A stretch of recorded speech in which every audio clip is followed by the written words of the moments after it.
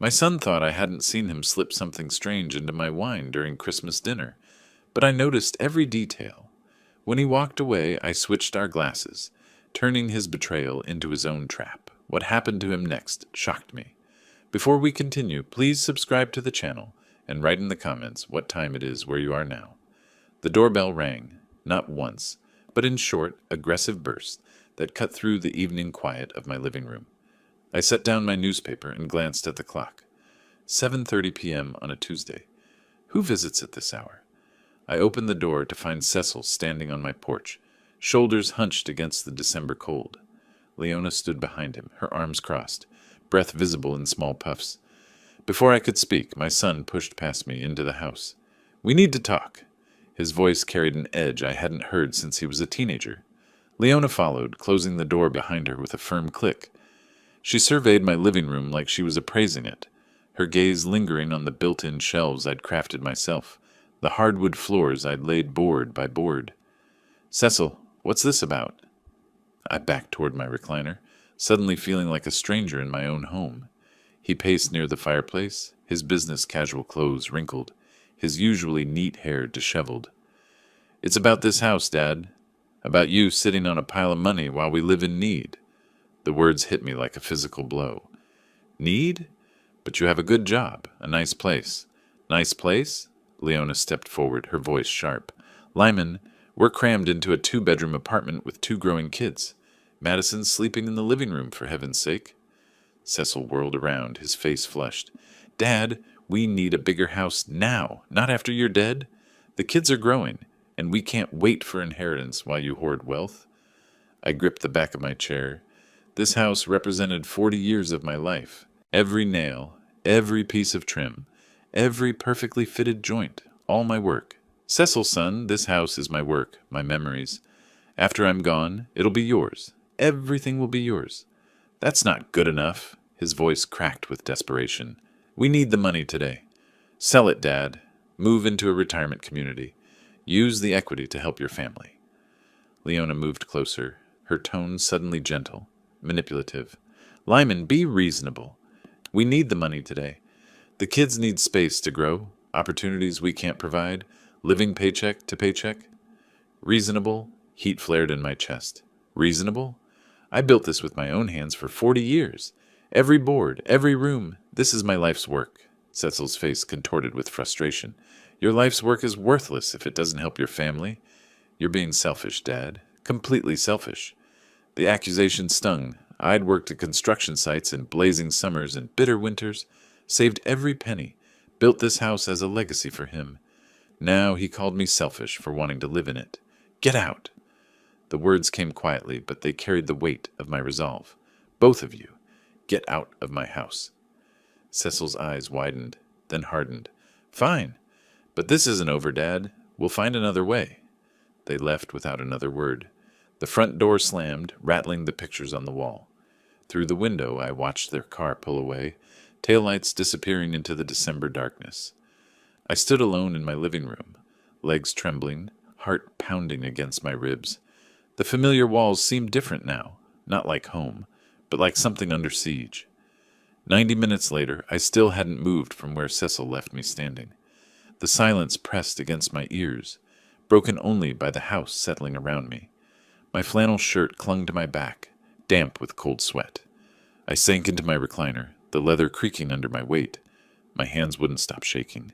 In all my years, I'd never imagined my own son would speak to me that way, would look at me with such contempt. The living room felt different. I looked around at the crown molding I'd cut and fitted myself, at the hardwood floors I'd sanded smooth. Each surface held memories of calloused hands and aching backs, of Martha bringing me coffee during weekend projects. I stood and walked to the fireplace, running my fingers along the mantel I'd carved from a single piece of oak. "I remember mixing cement in winter," I whispered to the empty room, laying each brick when the mortar kept freezing. My wedding photo sat where it always had, Martha smiling in her yellow dress. I picked up the silver frame, her face blurring as my eyes filled. Martha would have known what to do. She always did. I moved to her favorite chair by the window and sat down, still holding the photograph. Martha had possessed a gift for seeing through people's anger to their real needs. Family above all else, Lyman, she used to say. When someone lashes out, they're usually afraid. Maybe Cecil was afraid. Maybe Leona too. Living in a cramped apartment with 2 children, watching their friends buy bigger houses while they struggled, that kind of pressure could make people desperate. The thought sent me upstairs to our old bedroom. In the closet behind Martha's hanging dresses that I couldn't bear to give away, I opened the small wall. Safe. The metal door swung open with a soft click. $10,000 in neat bundles. Money I'd saved over years, setting aside 20 here, 50 there. Every dollar represented something I didn't buy, some pleasure I denied myself, a new truck when the old one still ran, dinner out when peanut butter sandwiches would do. I lifted the money, feeling its weight. 10,000 wasn't the house money Cecil wanted, but it was real help. It could cover a down payment, give them a fresh start. It was love in tangible form. The bills felt crisp between my fingers as I counted them again. Tomorrow morning, I'd call Cecil. I'd apologize for losing my temper and offer him this gift. Maybe then he'd understand that I wasn't his enemy. I was his father, trying to help the only way I knew how. I returned the money to the safe, but left it unlocked. Tomorrow would bring reconciliation. Tomorrow, my son would remember that family came first. The next morning, I sat at my kitchen table with fresh coffee and yesterday's newspaper folded beside me. Sunlight streamed through the frost-edged window, casting familiar patterns across the oak surface I'd built and installed myself 20 years ago. I'd rehearsed the words a dozen times while making breakfast. Simple, direct, loving. An apology and an offer wrapped in the hope of healing. My hands trembled slightly as I dialed Cecil's number. The phone rang twice before his voice cut through the line, sharp and impatient. "What do you want, Dad?" Not exactly a warm greeting, but I pressed on. "Son, I want to help. I've been thinking about yesterday, and you're right. Family should come first. I have $10,000 in cash. It's yours." Silence stretched between us. Then Cecil's voice exploded through the speaker, loud enough that I had to hold the phone away from my ear. 10,000? Are you kidding me right now? Is this some kind of joke? I blinked, confused by his fury. "It's all the free money I have, son. I thought it could help with the down payment." "A down payment?" His laugh was bitter, cutting. "Dad, do you have any idea what houses cost? We can't even make a decent down payment with that pathetic amount." My coffee grew cold as I gripped the phone tighter. "Cecil, please. It's everything I've saved. It's meant with love." "Love?" His voice cracked with rage. "You greedy old man. You sit on hundreds of thousands in home equity, throwing us scraps like we're beggars. This is insulting." Heat flared in my chest. "I worked for 40 years to build this house. Every penny of that money came from overtime shifts and skipped meals. And what good does it do us locked up in your precious house? We're struggling, Dad. My kids are growing up in a cramped apartment, while you hoard wealth like some miserly dragon." "Hoard?" I was shouting now, standing at my kitchen counter. "I offered you everything I have. Everything you have is this house. Sell it, Dad. Stop being selfish and help your actual living family, instead of clinging to memories of a dead woman." The words hit me like a physical blow. Martha, he'd brought Martha into this, dismissed her memory as if she meant nothing, as if our 40-year marriage was just an obstacle to his inheritance. "Don't you dare. Face reality, old man. You're going to die in that house alone, and we'll sell it anyway. Why not help us now when we need it?" The phone line went dead. I stood holding the receiver, listening to the dial tone buzz in my ear. My hand shook as I set the phone down. The kitchen felt smaller suddenly, the walls pressing closer. Outside, a neighbor's Christmas lights blinked cheerfully, mocking the darkness that had settled over my morning. The coffee had gone stone cold. I stared at it, processing what had just happened. My son, the boy I'd taught to swing a hammer, who'd helped me tile the bathroom when he was 12, had just revealed his true nature. He didn't want my help, he wanted my house, and he was willing to destroy our relationship to get it. An hour after hanging up, I still sat in my kitchen chair, staring at the phone like it might ring again. The coffee had gone stone cold, a thin film forming on the surface. My hands had finally stopped shaking. I pushed myself up from the table and walked slowly into the living room. My legs felt unsteady, like I'd been sick for weeks. The morning sunlight slanted through the windows I'd installed myself, highlighting dust motes that danced in the air. On the mantel sat a framed photo of Cecil at age 8, grinning with a gap-toothed smile. He'd been helping me install the kitchen cabinets that weekend, handing me screws and holding boards in place. Such small hands then, eager to help his old man build something lasting. I picked up the frame, running my thumb across the glass. 35 years ago, he'd broken his arm falling off his bike. I'd held him in this very chair while Martha called the doctor, feeling his small body shake with tears against my chest. Where had that boy gone? College tuition, $42,000. I'd worked double shifts for 3 years to pay it off. His first car when he graduated, $8,000. The wedding Leona insisted on, $15,000 more than Martha and I had spent on our entire first year of marriage. And this morning he called me a greedy old man. I set the photo back down, my jaw clenching tight. The memories kept coming, unbidden and sharp, teaching him to drive in the empty church parking lot, helping him move into his first apartment, co-signing the loan for his second car when his credit wasn't good enough. Every sacrifice, every extra hour worked, every vacation Martha and I didn't take so we could help our son build his life. And for what? So he could stand in my living room and demand I sell the house I'd built with my own hands? I paced to the window, looking out at my front yard. Mrs. Peterson across the street was already hanging Christmas lights, humming as she worked. Normal people doing normal things, not having their hearts ripped out by ungrateful children. The anger felt good, clean and sharp, cutting through the hurt like a blade. I straightened my shoulders, feeling something settle into place behind my ribs, something hard and final. I'd raised Cecil, supported him, loved him unconditionally for 42 years, and he'd thrown it back in my face for money, called me greedy for wanting to live in the house I'd spent decades building. That's it. Enough. I looked around my living room with new eyes, not as a future inheritance waiting to be divided, but as my space, the crown molding I'd cut by hand, the hardwood floors I'd sanded smooth, the built-in shelves where Martha's books still sat, exactly where she'd left them. This was mine. And if Cecil wanted nothing to do with me unless I was handing him money, then he could have exactly that. Nothing. My chest felt lighter than it had all morning.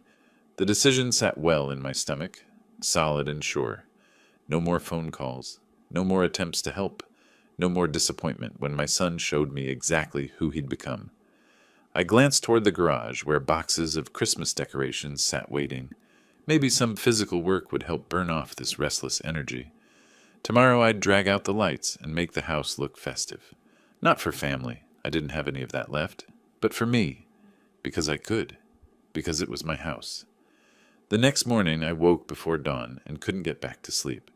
By 9 o'clock I'd finished breakfast and stood in my garage, pulling dusty cardboard boxes from the shelves. Christmas decorations, 1995, read Martha's careful handwriting on the nearest one. Maybe if I decorate the house, my mood will improve. The thought felt hollow, even as I had it, but I needed something to do with my hands, something that didn't involve thinking about ungrateful sons or cruel words. The first box contained strings of icicle lights tangled into knots that would take an hour to sort. I spread them across my workbench, methodically checking each bulb for cracks or blackened filaments. The repetitive work felt therapeutic, a problem I could actually solve. By 10:30, I dragged my aluminum ladder from its hooks and positioned it against the house. At 65, climbing to hang lights along the roofline took more effort than it used to. My knees protested each step, and I had to pause twice to catch my breath. But the physical effort felt good, real. Each clip I attached to the gutter, each section of lights I tested and strung, was tangible progress. Unlike trying to maintain a relationship with someone who saw me as nothing more than a bank account. Mrs. Peterson waved from her yard as I positioned the illuminated reindeer on my front lawn. "Getting an early start this year, Lyman." I managed to smile and waved back. At least my neighbors didn't expect me to sell my house and move into a retirement home. The phone started ringing at 2:30. I was untangling the last string of lights when Cecil's ringtone cut through the December air. Same melody he'd had for years, some upbeat song I'd never bothered to learn the name of. I let it ring until it stopped. 10 minutes later, it rang again. I gritted my teeth and kept working. The lights for the front bushes needed to be tested before I could plug them in. Half the strand was dead, probably from sitting in the garage all year. I'd have to dig through the spare bulb box. Third ring at 2:45. I pretended not to hear it, but my hands had started shaking again. What if something was wrong with the grandkids? Tommy had been fighting a cold last week. What if Madison had gotten hurt at school? Martha's voice whispered in my memory. Family first, Lyman. Always family first. But Martha had never heard her son call her husband a greedy old man. The fourth ring came at 2:50. I stopped working entirely, standing in my front yard with Christmas lights draped over my arm like tinsel. My chest felt tight, torn between righteous anger and grandfather's worry. What if something happened to Tommy or the little one? Martha would never forgive me if I ignored a call about the grandkids. Neither would I. I walked slowly toward the front door, each step feeling heavier than the last. The phone had stopped ringing, but I knew it would start again. Cecil was persistent when he wanted something. Sure enough, as I reached for the door handle, it rang again. I stood on my own doorstep, breathing hard from more than just the physical work. My hand hovered over the knob. I could let it ring, let voicemail handle whatever Cecil had to say this time, continue my peaceful morning of decorating and pretend I didn't have a son.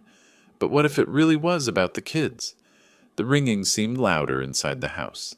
I walked to the kitchen and stared at the phone for 3 more rings before picking it up. What do you want, Cecil? Dad, forgive me. Cecil's voice came through the receiver, soft and humble, nothing like yesterday's venom. I behaved like an idiot. Leona made me call to apologize. I shifted the phone to my other ear, suspicious. The complete change in his tone set off alarms in my head. Yesterday he'd called me a greedy old man. Today he sounded like a repentant child. I don't know, son. You hurt me very badly. I know. I was awful to you. Completely awful. His voice cracked slightly, but something about it felt rehearsed. The stress of the holidays, the kids asking for things we can't afford. None of that excuses how I spoke to you. I leaned against my kitchen counter, still wearing my work clothes from decorating. Through the window I could see the half-finished light display on my front lawn. The mundane sight somehow grounded me. Stress doesn't turn you into a different person, Cecil. It just shows who you really are. Please don't say that. Now he sounded genuinely distressed. Dad, I need you to know how sorry I am. That's why I'm calling. Leona and I talked all night, and we want you to come to Christmas dinner. Christmas dinner. I rubbed my forehead with my free hand, feeling the tension that had settled there like a permanent resident. Christmas Eve, 6 o'clock, Cecil continued. Please come, Dad. The kids want to see Grandpa. Madison keeps asking when you're coming over. She's been practicing a song on her recorder to play for you. The mention of Madison hit me square in the chest. 7 years old and gap-toothed, like her father had been, always eager to show me her latest artwork or the new dance she'd learned at school. Cecil, I just don't... Tommy's been asking about you, too. He wants to show you his science project. Something about volcanoes. Cecil's voice grew warmer, more natural. They miss you, Dad. We all miss you. I found myself thinking about Christmas Eve's past. Martha would spend all day in the kitchen making her famous Christmas pudding from her grandmother's recipe. The house would smell like cinnamon and nutmeg. We'd drive to Cecil's place with the car full of presents and homemade desserts. I could bring Christmas pudding, I heard myself say. Martha's recipe. That would be perfect. Cecil's relief was palpable. The kids would love that. They always talk about Grandma Martha's cooking. I grabbed a pen and notepad from the counter. What's your address again? When Cecil rattled it off, I wrote it down carefully. And it's 6 o'clock on Christmas Eve? 6 sharp. Dad, thank you. This means everything to us. Fine. I stared at the address I'd written, second-guessing myself even as I spoke. But this is your last chance, Cecil. I won't be treated like that again. I understand. I promise things will be different. After I hung up, I stood in my kitchen holding the piece of paper with Cecil's address. The numbers looked stark against the white notepad, a destination I wasn't sure I should be traveling to. Maybe people could change. Maybe stress really had made him say things he didn't mean. Maybe his apology was genuine, and Christmas Eve could be a fresh start for our relationship. Or maybe I was just a foolish old man who wanted to believe his son still loved him.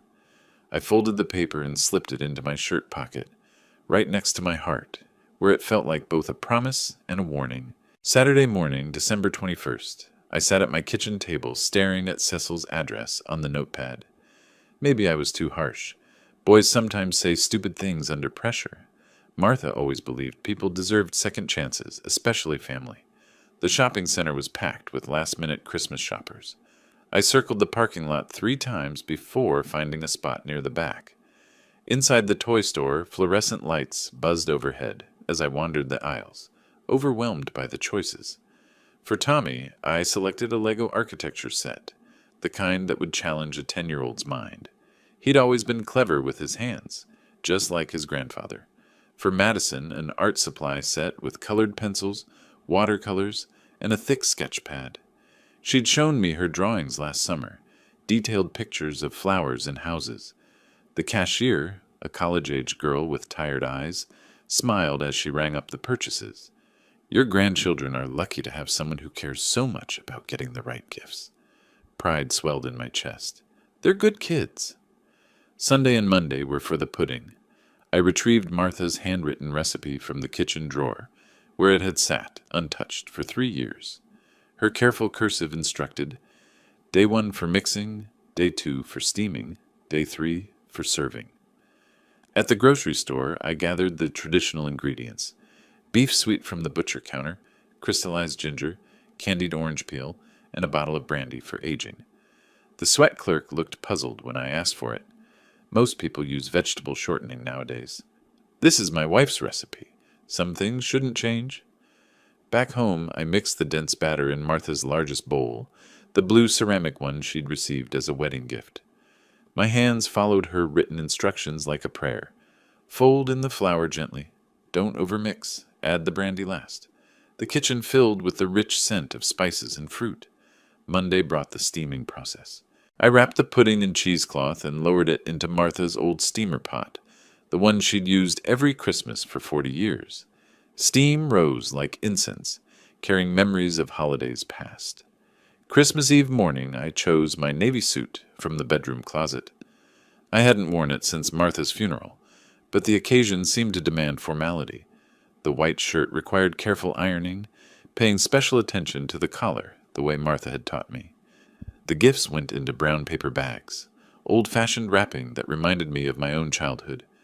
Red ribbon tied around each bag's handles completed the look, simple but dignified. By 4 o'clock, the pudding had cooled and sat wrapped in fresh cheesecloth on my kitchen counter. I studied myself in the hallway mirror, adjusting my tie until it sat straight. Martha would have approved of the effort. The drive to Cecil's neighborhood took 20 minutes through streets lined with elaborate Christmas displays. His house sat in a development of identical colonial-style homes, each with perfectly maintained lawns and matching mailboxes. The contrast to my hand-built craftsman style was stark. I parked in the driveway behind Cecil's sedan and gathered my packages from the back seat. Through the large front windows I could see warm light spilling from inside, shadows moving around a Christmas tree. Children's laughter drifted through the glass.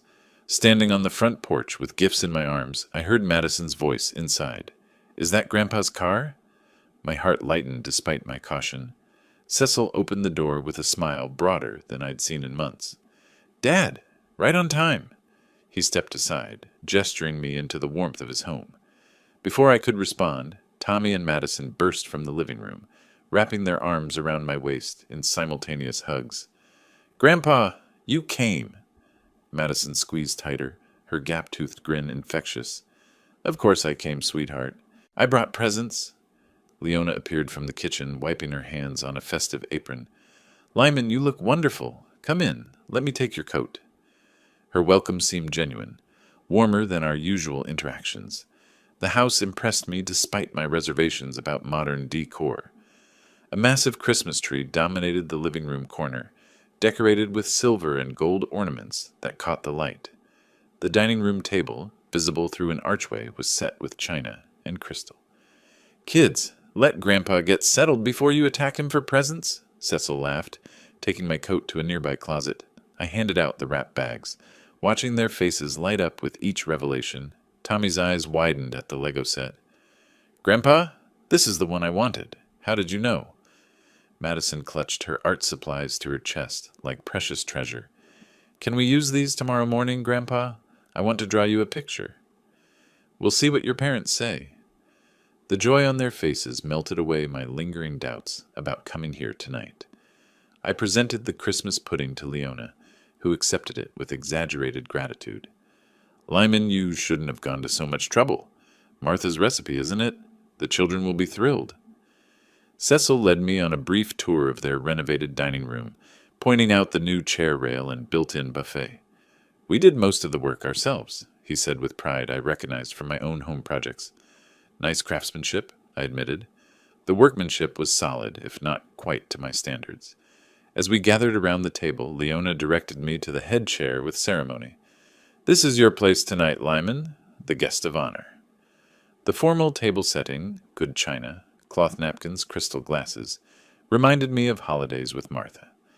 Cecil carved the turkey while Leona brought side dishes from the kitchen. Normal family sounds filled the room, silverware clinking against plates, Tommy describing his science project, Madison humming Christmas carols under her breath.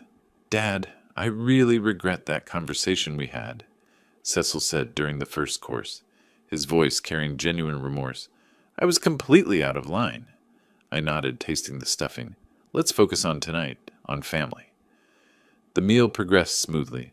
Turkey carved to perfection, mashed potatoes creamy and rich, green bean casserole exactly like Martha used to make. Conversation flowed naturally between school stories, work updates, and Christmas plans. For the first time in weeks, I felt the knot in my chest beginning to loosen. This was what Christmas Eve should feel like. Family gathered together, sharing food and laughter, creating memories for the grandchildren. Cecil occasionally checked his watch, but I attributed it to dinner timing. Leona moved efficiently between kitchen and dining room, every dish arriving at the perfect moment.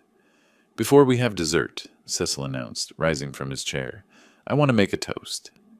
He walked to the sideboard, where an expensive bottle of red wine waited. "Let's drink to family with this wonderful wine." The cork popped with a satisfying sound as Cecil opened the bottle at the sideboard. "This is from that vineyard in Napa we visited last summer," he told Leona, his voice carrying forced cheer. "Can we have some too, Daddy?" Madison asked from her seat next to me. "You and Tommy can have grape juice instead," Leona replied, already rising to fetch it from the kitchen. I watched Cecil pour the dark wine into 5 glasses, arranging them carefully on a silver tray. His movements seemed precise, almost rehearsed, as he positioned each glass in a specific spot on the tray. From my angle at the head of the table, I had a clear view of his actions. Cecil glanced around the room, checking that everyone was occupied with dinner conversation, then reached into his jacket pocket. A small packet emerged, white, about the size of a sugar substitute. What was that? Sugar? No, sugar isn't hidden like that. Cecil's fingers moved quickly, tearing the packet open and dumping white powder into one specific glass. The glass positioned exactly where my place setting indicated it would go. He folded the empty packet and slipped it back into his pocket, his movements furtive and practiced. My heart began hammering against my ribs, but I kept my expression neutral, continuing to cut my turkey as if I hadn't noticed anything unusual. The taste of the meal turned to ash in my mouth. "Cecil, help me check the pie in the oven," Leona called from the kitchen, her timing suspiciously convenient. "Of course, honey." Cecil placed the tray of wine glasses on the table, carefully aligning each glass with its intended recipient. "I'll be right back, everyone. Don't start the toast without me." They disappeared into the kitchen together, leaving me alone at the table with Tommy and Madison, who continued chattering about their Christmas morning plans. The poison wine sat 18 inches from my right hand, the glass catching reflections from the chandelier overhead. My son, the boy I'd taught to hammer nails and change oil, who'd cried in my arms when he broke his bicycle, had just tried to poison me. The realization hit harder than any physical blow I'd ever taken. Every kind word tonight, every gesture of reconciliation, every moment of what I'd thought was genuine family warmth. All of it had been performance, a script designed to lure me here so they could... What? Kill me for my inheritance? Make it look like a heart attack brought on by the stress of reconciliation? The sound of Cecil and Leona returning from the kitchen snapped me back to the present moment. My hands had started trembling, but I gripped my dinner napkin to steady them. "Sorry about that," Cecil said, sliding back into his seat with that same forced smile. "The pie needed a few more minutes." He reached for his wine glass, lifting it expectantly toward me. "Now, Dad, that toast to family, to new beginnings and letting go of the past." I stared at the poisoned glass, my mind racing through options. Confront him now? Pretend to drink and see what happened? Call the police? What proof did I have beyond what I'd witnessed? Cecil's smile wavered slightly as he waited for me to pick up my glass. The room fell silent, except for the grandfather clock ticking in the corner and my own thundering heartbeat. Cecil and Leona returned from the kitchen wearing expressions of poorly concealed relief. They settled back into their chairs as if nothing had happened, but I caught the meaningful glance they exchanged. "Now then," Cecil announced, lifting his wineglass with theatrical flourish. He distributed the glasses around the table, each one placed deliberately in front of its intended recipient. "To family and forgiveness." Tommy and Madison raised their juice cups with giggles, mimicking the adult toast. Cecil's face glowed with confidence as he lifted his glass toward mine, waiting for me to follow suit. I raised my glass slowly, watching his expression with interest. "To getting what we deserve." We all drank together, Cecil taking a deep, satisfied gulp, Leona sipping nervously while watching me intently for immediate effects, the children draining their juice with enthusiasm. I took only the smallest taste, just enough to wet my lips. Cecil set down his glass with a satisfied smile, checking his watch discreetly. How long had they expected their little surprise to take effect? 20 minutes? An hour? I placed my glass on the table with deliberate care and fixed my son with a steady gaze. "Cecil, what did you put in my glass?" The color drained from his face instantly. "What? Nothing.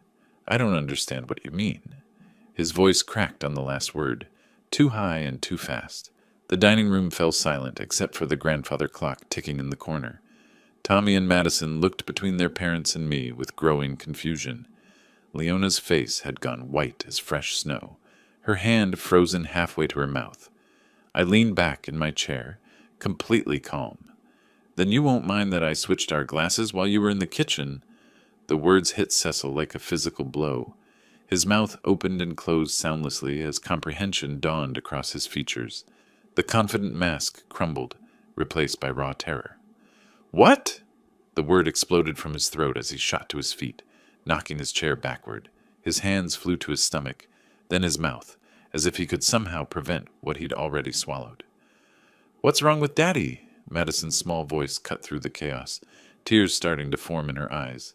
Cecil didn't answer. He doubled over slightly, one hand braced against the table, the other pressed to his mouth. His face had taken on a greenish pallor that would have been comical under different circumstances.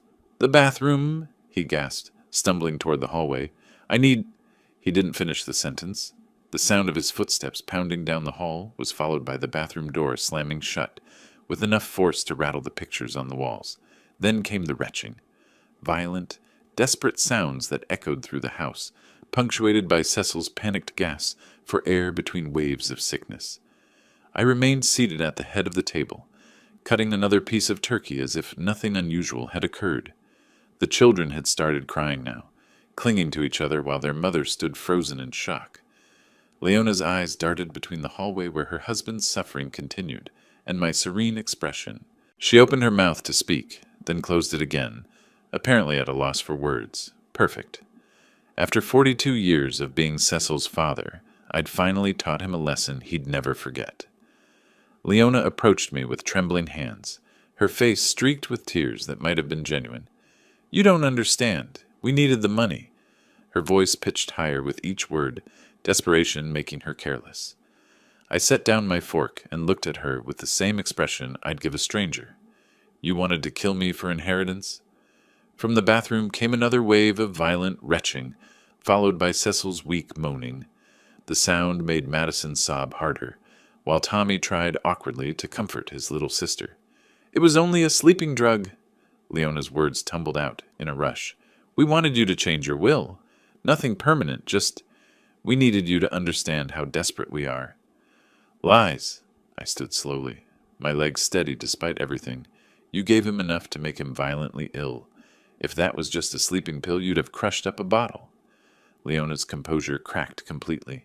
The mortgage payments are crushing us. The children need things we can't afford. You're sitting on hundreds of thousands while we struggle every month.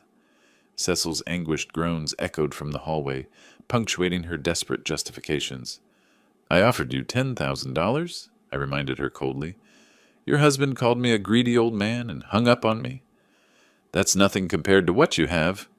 Leona's desperation had transformed into fury, her mask finally slipping completely. You could sell that house and live anywhere. Why should you hoard wealth while your own grandchildren go without? The children were openly sobbing now, huddled together on Tommy's chair like refugees from a war zone. They'd never seen adults behave this way, never witnessed the ugly reality behind grown-up desperation. I walked to the coat closet and retrieved my jacket, moving with careful deliberation. I'm leaving, and never coming back. Wait, Leona followed me, alternating between pleading and threats. You can't just abandon them. Think about Tommy and Madison. I turned to face the children, who looked up at me with tear-stained faces and confusion in their eyes. I'm sorry you had to see this.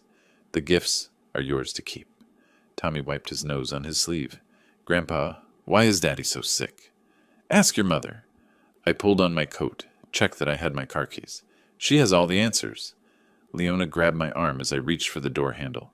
If you leave now, we'll tell everyone what you did. We'll call the police. I looked down at her hand on my sleeve until she released it. Tell them what? That your husband tried to poison me and accidentally poisoned himself instead? That should be an interesting conversation. The bathroom had gone quiet. Either Cecil had passed out or exhausted himself. Either way, it wasn't my problem anymore. Tell Cecil he made his choice, I said, opening the front door. Actions have consequences. He's just learned that lesson the hard way. I walked to my car without looking back, even when I heard Leona screaming my name from the doorway. The engine turned over smoothly, reliable as always, and I drove away into the cold December night. In my rearview mirror, I could see her silhouette in the doorframe, but I didn't slow down. Some bridges, once burned, should stay that way. Christmas morning arrived gray and quiet in my empty house. I woke to silence, made coffee in my own kitchen, and felt no regret whatsoever about the previous evening's events. Justice served cold tastes remarkably satisfying. The neighborhood showed signs of normal Christmas activity. Cars in driveways, children's voices carrying across yards, the comfortable chaos of families opening presents. I watched from my front window, content with my solitude, Martha's memory keeping me company. 3 days later, Mrs. Patterson leaned over our shared fence while I was checking my mailbox. Lyman, did you hear? Cecil's been in the hospital since Christmas Eve.